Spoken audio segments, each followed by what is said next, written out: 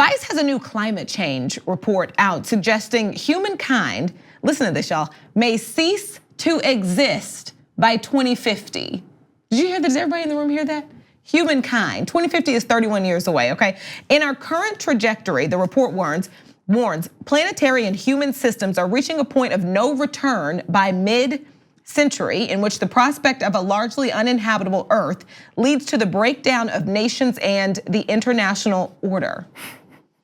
Going forward to say the results would be devastating. Some 1 billion people would be forced to attempt to relocate from unlivable conditions, and 2 billion would face scarcity of water supplies. Agriculture would collapse in the subtropics and food production would suffer dramatically worldwide. The internal cohesion of nation states like the US and China would unravel. It makes me want to say good. You know, it feels like a bad game of Sims. No. And we should just start all over. Restart the computer. And then we'll see how those billions of dollars will serve you during the apocalypse.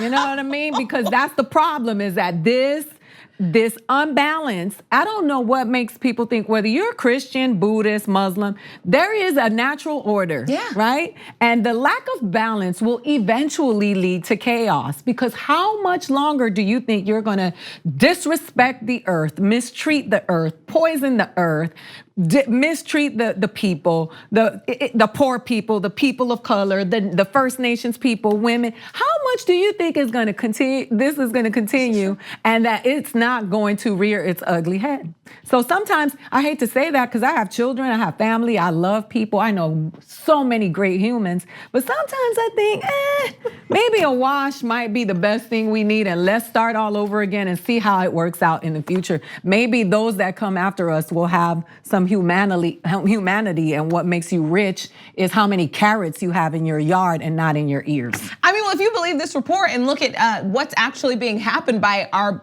country's leaders, they're kind of saying that too.